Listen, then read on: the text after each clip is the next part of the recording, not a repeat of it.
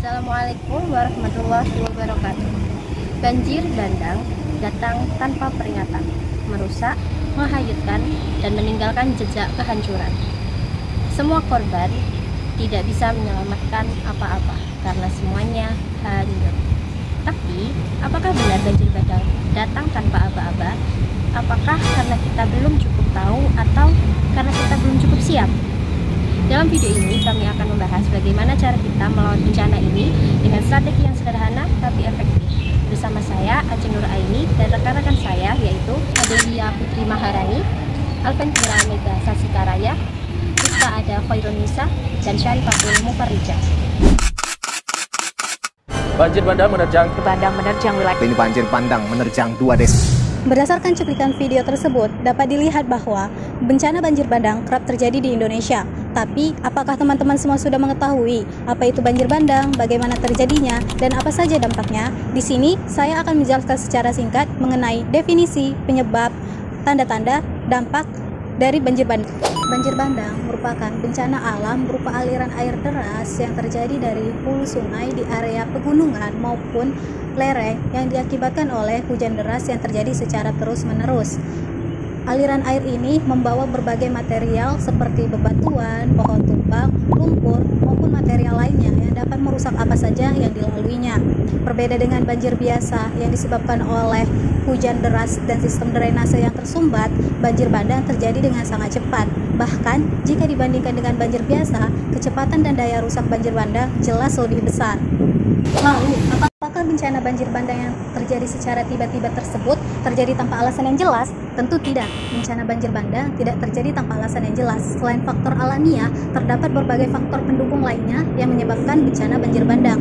Umumnya, faktor-faktor tersebut disebabkan oleh ulah-ulah tangan nakal manusia seperti penebangan liar, alih fungsi lahan, dan membuang sampah sembarangan yang menyebabkan terjadinya kerusakan ekosistem pada hulu sungai dan mengakibatkan kurangnya kemampuan tanah dalam menyerap air. Sehingga ketika terjadinya hujan deras secara terus-menerus, aliran air akan langsung menuju sungai tanpa mengalami proses penyerapan oleh tanah terlebih dahulu. Aliran air yang tidak terkontrol tersebut akan mengalir langsung ke hilir sungai dan menyebabkan bencana banjir bandang yang tiba-tiba dan berbahaya tersebut. Jika ada sebab, tentu pula ada akibatnya. Begitu pula dengan bencana banjir bandang yang terjadi secara tiba-tiba tetap akan membawa dampak negatif bagi masyarakat dan lingkungan sekitar. Banjir bandang dapat menyebabkan berbagai kerusakan infrastruktur seperti rusaknya jalan, terputusnya jembatan, rusaknya rumah-rumah warga, serta rusaknya berbagai fasilitas publik yang penting bagi kehidupan sehari-hari. Selain menyebabkan kerugian material, banjir bandang juga dapat merenggut nyawa makhluk hidup seperti manusia, hewan, dan tumbuhan.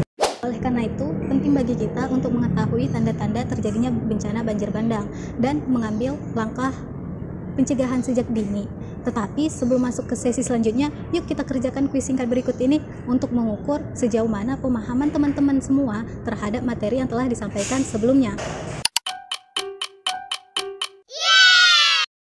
Banjir bandang itu serem banget loh. Dia bisa datang kapan aja secara tiba-tiba. Tapi tenang, kita bisa mencegahnya kok.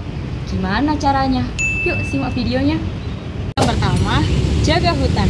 Hutan itu kayak spons raksasa. Dia yang menyerap air hujan agar tak langsung turun ke sungai. Kalau pohonnya habis, ya otomatis hujan akan mengalir deras langsung ke sungai. Makanya jangan lupa lakukan reboisasi setelah melakukan penebangan pohon agar tidak terjadi longsor atau banjir bandang. Yang kedua, jangan bangun rumah di sungai, lereng curam, dan kaki bukit, karena itu zona merah jikalau hujan deras datang. Pemerintah juga harus menerapkan peraturan agar warga tidak melakukan pembangunan rumah di zona merah tersebut. Yang ketiga, kita butuh saluran air yang baik seperti drainase, parit, dan dinding penata tebing, karena ini yang dapat membantu alirkan air hujan dan cegah longsor yang dapat memicu banjir bandang. Keempat, warga harus tahu tanda-tanda banjir bandang. Yang pertama, hujan secara terus-menerus. Yang kedua, terdengar suara gemuruh dari hulu, dan juga air sungai yang mendadak menjadi keruh dan naik secara cepat. Karena itu merupakan peringatan dini yang dapat menyelamatkan banyak nyawa. Nah, jika teman-teman mendengar atau mendapati tanda-tanda seperti ini, segeralah mencari tempat yang aman. Banjir bandang bisa kita cegah asal kita sadar dan mau bekerja sama. Dari menjaga alam sampai pemberian edukasi kepada warga itu sangat penting. Ayo dari diri kita sendiri untuk menjaga alam. Tahukah kalian apa yang harus dilakukan ketika terjadi bencana banjir bandang? Jika terjadi banjir bandang, yang harus kita lakukan pertama adalah meninggalkan tempat tersebut dan berpindah ke area yang lebih tinggi. Untuk selanjutnya, matikan seluruh aliran listrik. Untuk mencegah terjadinya konslet, jangan menyeberangi daerah banjir meskipun terlihat dangkal. Yaitu yang pertama dengan cara memanggil petugas keamanan dengan menjemput menggunakan perahu karet. Selanjutnya yaitu hindari untuk mengendarai kendaraan karena rawan terseret banjir serta jatuh ke daerah yang lebih rendah. Kemudian yang terakhir yaitu meskipun air banjir berlebih, jangan pernah memasak air banjir karena memiliki banyak bakteri yang akan menyebabkan penyakit seperti sakit perut serta gatal-gatal. Meskipun terjadi bencana banjir bandang, kita harus tetap tenang dan waspada, serta utamakan kelompok rentan seperti ibu dan anak serta disabilitas.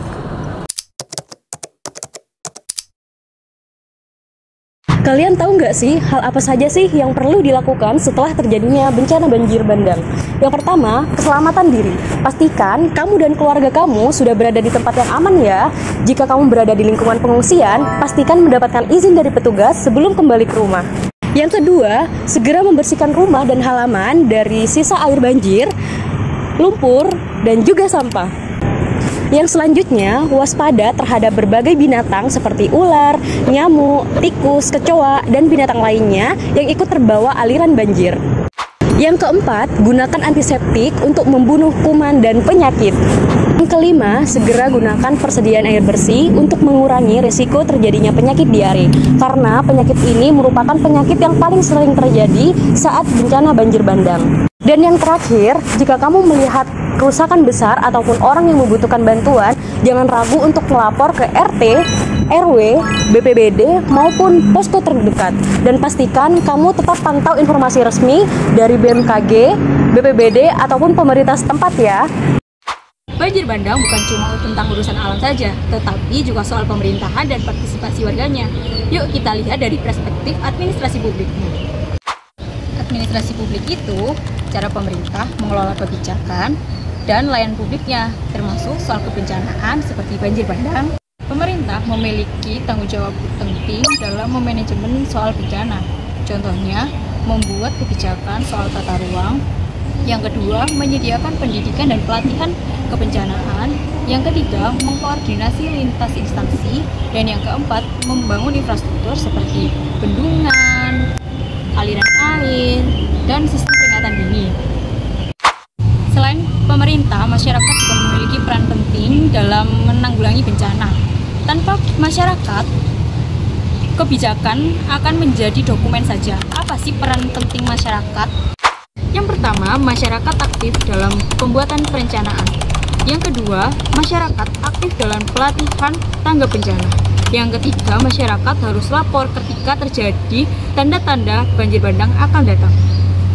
Menurut administrasi publik, penanganan bencana itu harus dilakukan secara kolaboratif, di mana pemerintah memiliki peran sebagai fasilitator dan masyarakat memiliki peran sebagai mitra aktif atau pelaksana kebijakan yang telah dibuat oleh pemerintah. Kalau semua pihak bisa mengambil perannya dengan baik, banjir bandang juga bisa dikurangi dampaknya. Ingat, pencegahan itu lebih murah daripada penanggulangan. Yuk, jadi bagian dari solusi. Banjir memang datang tanpa permisi, tapi kerusakan bukan semata karena hujan, tapi karena kita abai. Sekarang saatnya berubah, jaga bumi, rawat sungai, dan juga kelola sampah dengan benar. Ayo jaga lingkungan kita, mulai dari sekarang, dari ulah manusia yang tidak bertanggung jawab. Karena kalau bukan kita yang peduli, siapa lagi? Jadi kesimpulan dari video ini adalah kita dapat memahami akibat serta dampak dan cara pencegahan pada saat bencana serta pasca bencana. Dengan kolaborasi kerjasama dari pemerintah serta masyarakat dapat mengurangi resiko dan kerugian dari bencana banjir bandang ini. Mari kita terus tingkatkan kepedulian diri kita serta lingkungan untuk tetap menjaga bumi kita.